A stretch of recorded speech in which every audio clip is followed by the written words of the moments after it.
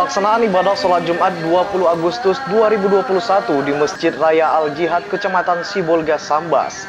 Khatib Haji Turkisma Panggabean menyampaikan khutbah membangun Indonesia dengan 3 pilar utama. Khatib menjelaskan dalam perkembangan pembangunan Indonesia dan menjaga NKRI, terdapat 3 pilar utama yang harus diperhatikan, yakni pendidikan, perekonomian, dan pertahanan. 3 pilar utama ini diharapkan dapat mewujudkan sebuah negara yang potensial bagi warga negara. Namun harus ada kerjasama antara masyarakat dengan pemerintah yang dimulai dengan memperkuat pendidikan di seluruh lini, meski dalam situasi pandemi COVID-19 saat ini. Sidang Jumat yang dimuliakan Allah Subhanahu wa Ta'ala, membangun Indonesia dan menjaga NKRI, ada 3 pilar yang harus kita tanamkan dan lestarikan, yaitu yang pertama adalah pilar pendidikan, karena pendidikan adalah nomor 1. Bagaimana bangunan itu akan dibangun kembali, tentu harus pandai orang itu membangun dengan pendidikan.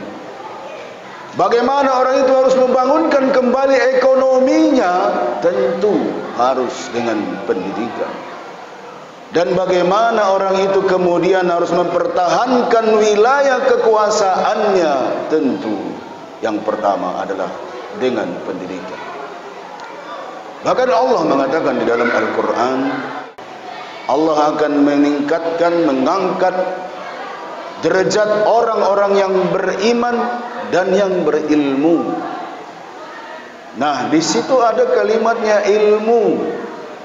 Berarti kita juga harus punya pendidikan.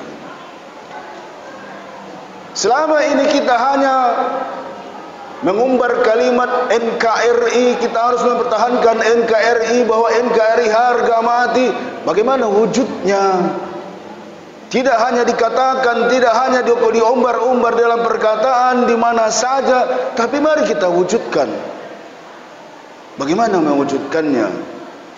Kita, bukan hanya pemerintah saja, kita rakyat Indonesia ini harus memperkuat pendidikan dari seluruh lini. Coba kita lihat, sudah sampai HUT RI yang ke-76, tapi masih ada kita temukan di beberapa tempat di wilayah Indonesia ini, rakyat Indonesia yang kurang pendidikan. Alasannya adalah ekonomi. Tapi yang paling penting adalah kita rakyat Indonesia, mari memperbaiki rakyat kita ini. Sumber daya alamnya, sumber daya manusianya harus sama. Kita yang punya negeri ini, bukan orang. Kita yang memiliki negeri ini, bukan orang. Kita yang mengerjakan negeri ini, bukan orang.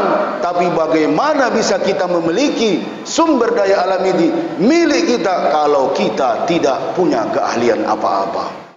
Usai pelaksanaan sholat Jumat, Ketua Badan Kenaziran Masjid Raya Al-Jihad, Habib Rahbi, menyampaikan BKN merencanakan akan tetap melaksanakan kegiatan pembelajaran tahfiz dan pembelajaran Al-Quran TPQ kepada anak-anak dan remaja masjid serta generasi muda Islam yang telah dimulai pihak PKM sejak beberapa bulan yang lalu.